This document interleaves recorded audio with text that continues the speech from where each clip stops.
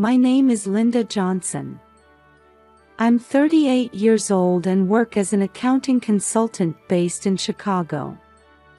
I've just landed at O'Hare International Airport, feeling the air of my hometown on my skin for the first time in 6 months. Having completed a long overseas business trip, I'm filled with a mix of relief at finally being able to return to my family and anxiety about what I'm about to see. In the upscale Gold Coast neighborhood of Chicago lies our home, where I live with my husband Robert and our daughter Emma. Although we've only spent 10 years of our married life in this city, it has become our hometown. My career at Ernst & Young got off to a smooth start after obtaining my MBA. I worked tirelessly as a newcomer, gradually building up my achievements. Now, I'm entrusted with international projects, which means more overseas business trips. While I find my work fulfilling, I'm troubled by the dilemma of having less time with my family. My husband Robert is 40 years old and works as a tax consultant at Deloitte. A Northwestern University graduate, he has a serious and steady personality. We met when I visited his company as a client. Our relationship started as a professional one, but we were drawn to each other's similar values, which led to our marriage. And then there's Emma, our precious treasure. Our 5-year-old daughter has brought us happiness and joy. She's just started attending Lincoln Elementary School and comes home every day with eyes full of joy from learning new things. Her smile is a magic cure that heals our tired hearts. Our daily family life was built on small moments of happiness, like conversations around the dinner table on weekday evenings or weekend picnics in Millennium Park. Since Emma was born, we've made an effort to cherish family time. My phone is full of memories, family photos taken at Willis Tower, Emma's smiling face at Navy Pier, and boat trips on Lake Michigan. However, in recent years, as my overseas business trips increased, family time gradually decreased. At first, they were short trips, but now longer ones like this recent 6-month stay are becoming more common. Robert has been understanding, but every time I see Emma's lonely expression, my heart aches. During this 6-month trip, communication with my family didn't go as well as I'd hoped.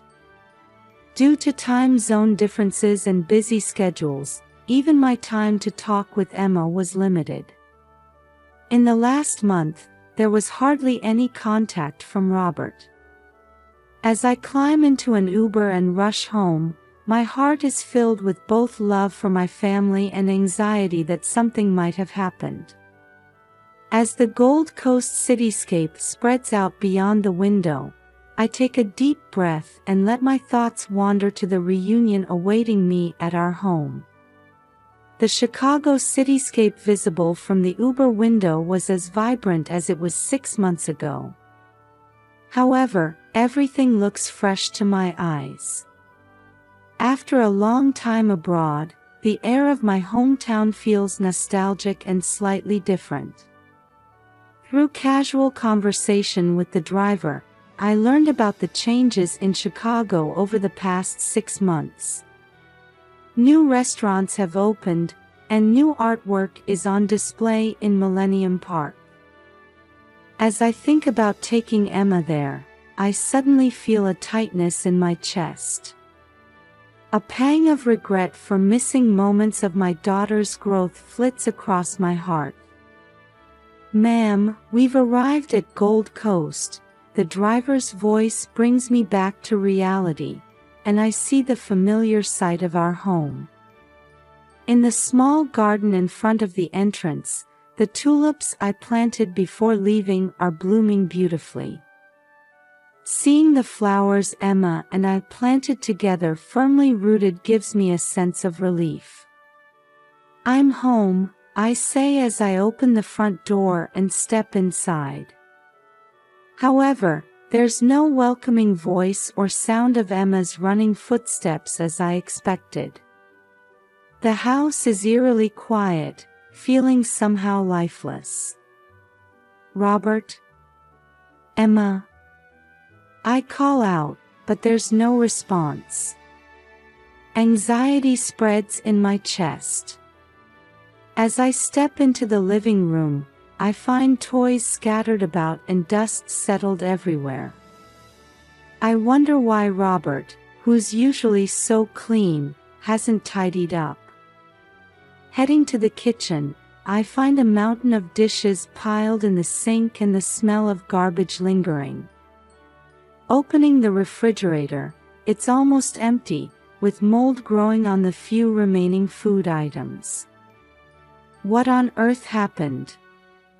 I mutter under my breath as I head upstairs. With each step, my heartbeat quickens. As I open the door to Emma's room, an unbelievable sight unfolds before me. Emma. On the bed lies Emma, emaciated and listless. Her cheeks are sunken, there are dark circles under her eyes, and her skin has turned pale. When I call out to her, Emma opens her eyes slightly and says in a faint voice, "Mommy, I'm hungry." Those words make my heart feel like it's about to burst. I quickly lift Emma up, shocked by how light she feels. Her body is nothing but skin and bones. There's no trace of the active, healthy daughter I said goodbye to 6 months ago. It's okay, Emma. Mommy will take care of everything. While holding Emma close, I search for Robert. There's no answer when I knock on the master bedroom door.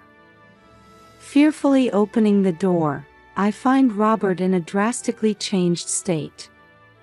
His beard is overgrown, his hair disheveled, and his eyes vacant. Robert sits on the bed, staring at the wall like a doll. Robert. What happened? Why is Emma? Even when I call out to him, Robert doesn't react. He just repeats in a faint voice. Ashley. Why? Why did you leave me? Ashley. The unfamiliar name confuses me.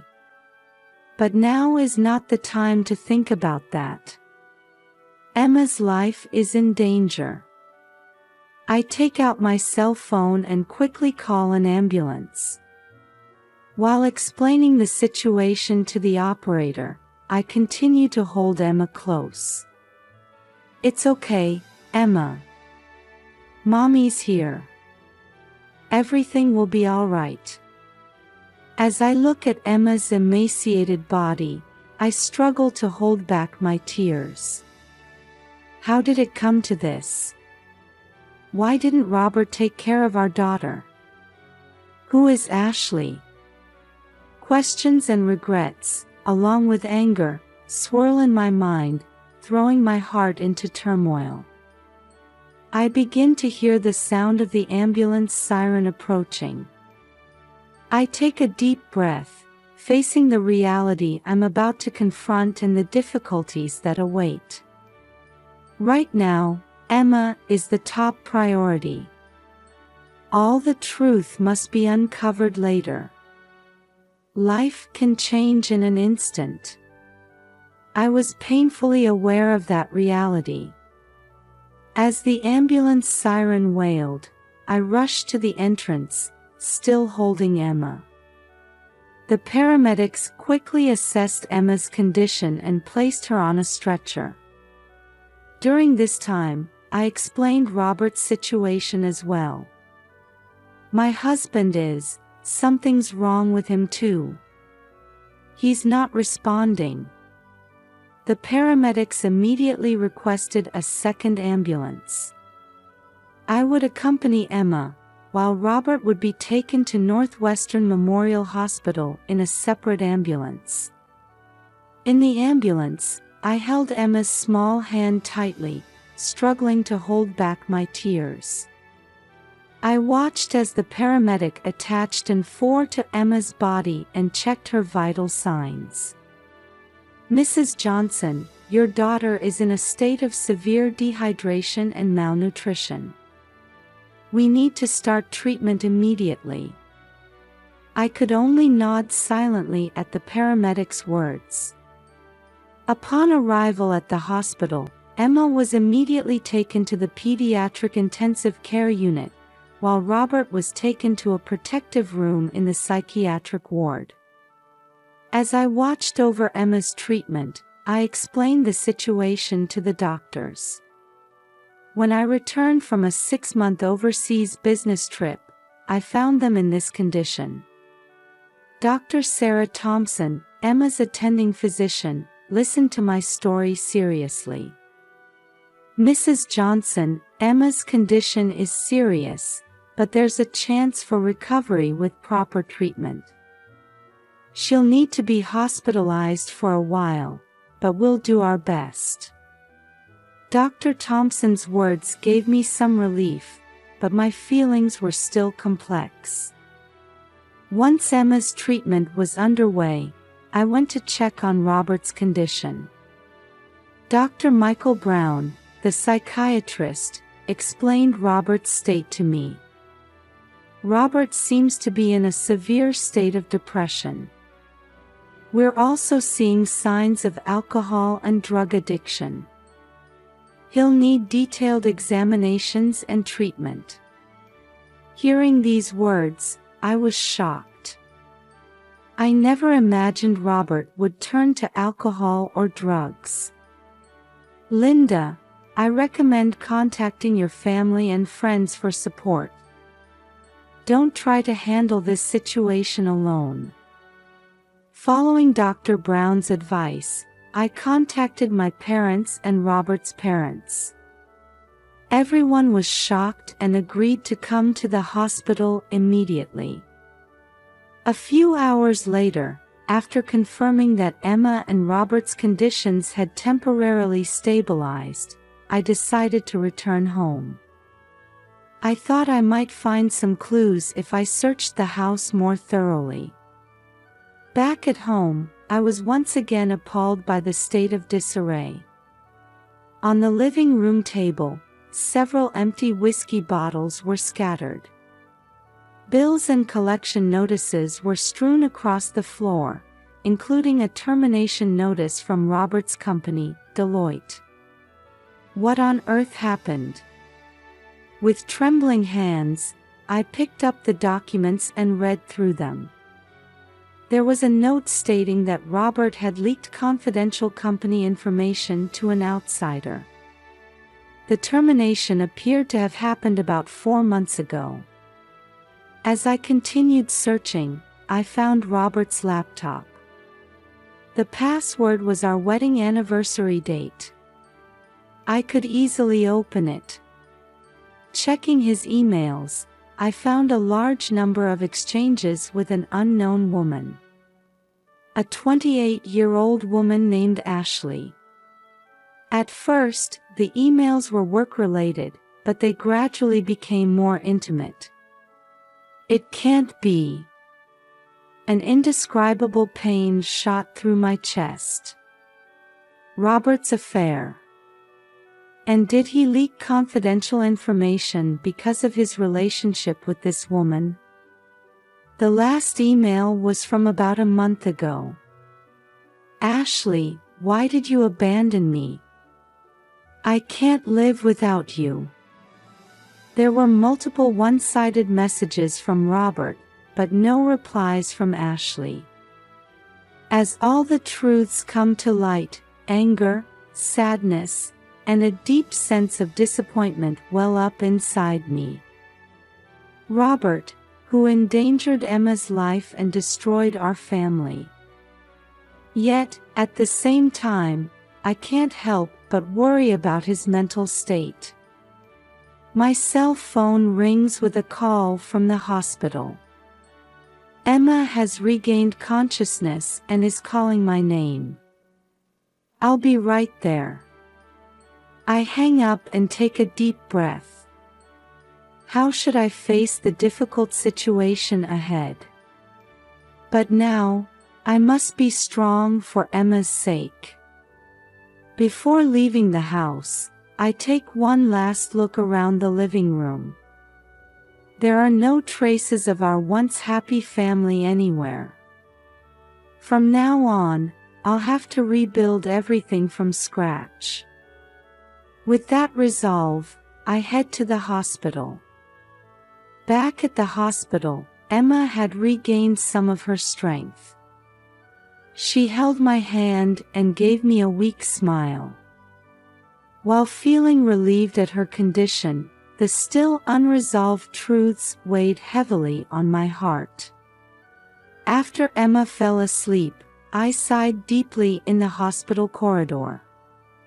Dr. Brown, Robert's attending physician, approached me.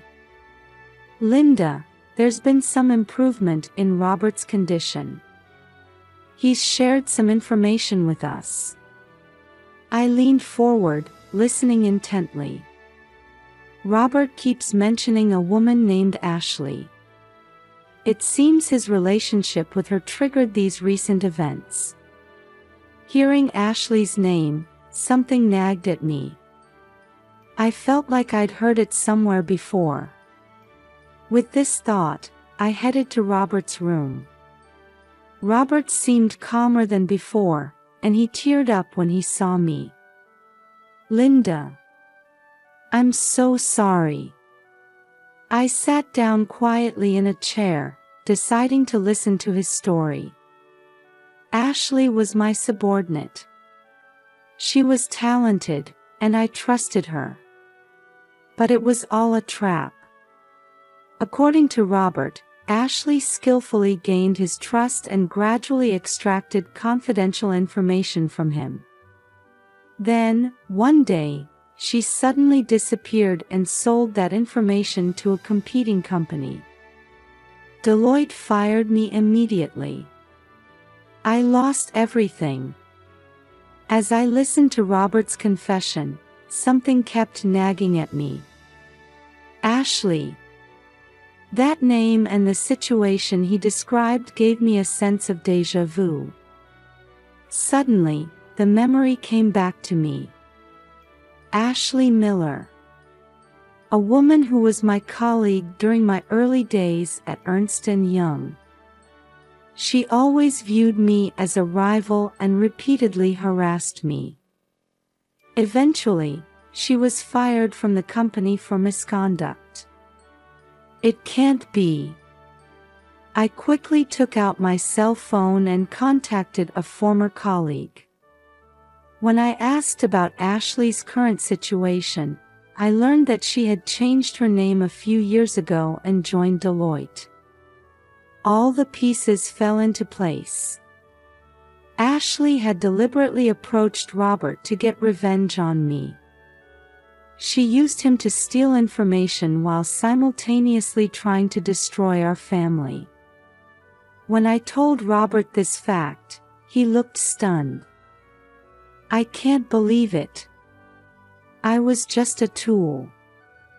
Tears welled up in Robert's eyes. However, anger and sadness were swirling in my heart. I couldn't forgive him for endangering our family and making Emma suffer. The next day, I met with James Wilson, a trustworthy lawyer. I explained the entire situation to him and sought his advice. "Linda, this is a complex case. Robert's actions are indeed serious, but he's also a victim in a way." James continued, carefully choosing his words. "However, we must prioritize your child's welfare. In the current situation, it's dangerous to entrust Emma's care to Robert." I nodded deeply. Emma's safety is the top priority. let's proceed with the divorce. At the same time, we need to consider legal action against Ashley." At James's words, I steeled my resolve. To protect my family and start a new life, I must face these difficulties. "Please, James. Proceed with the divorce proceedings." My voice was shaking, but my determination was firm. On the way back to the hospital, I quietly cried in the car. Memories of our once happy family flashed through my mind like a montage. But there's no going back now. When I entered Emma's hospital room, she smiled at me energetically. "Mommy, when can we go home?" "Soon, Emma. And then, we'll start a new life together." As I hugged my daughter, I made a vow in my heart. No matter what difficulties we face, I will protect Emma and make her happy. And I will walk strongly into our new life as mother and daughter. On the day of Emma's discharge, I faced Robert in the hospital corridor. His eyes were filled with remorse. "Linda, I'm truly sorry." I took a deep breath and carefully chose my words. "Robert, I understand how you feel. But from now on, we have to put Emma first." He nodded silently. After that, I took Emma to my parents' house, while Robert began treatment at the Betty Ford Center. A few days later, I was at James Wilson's law office, finalizing the details of the divorce proceedings. "Linda, I've submitted the divorce petition to the Cook County Circuit Court. It will take some time before we receive a summons from the court, but in the meantime, let's sort out the issues of property division and custody." As I listened seriously to James's explanation, I glanced out the window. The view of Chicago's skyline brought back memories of my life here, flashing through my mind like a montage. "Linda, there's one more important matter to discuss." James's voice brought me back to reality, and I focused on him. "The FBI has contacted us. They've started a large-scale investigation into Ashley's fraud." My heart raced at his words. It turns out that Ashley's actions weren't just targeting Robert. She had been stealing confidential information from multiple major companies and selling it on the black market. No way. I was at a loss for words as James continued quietly. "The FBI has begun tracking Ashley, but it's highly likely she's already fled the country. Linda, you may be asked to testify as a witness."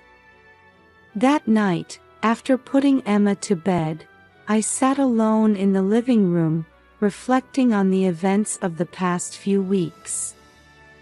Suddenly, my cell phone rang. It was an unknown number.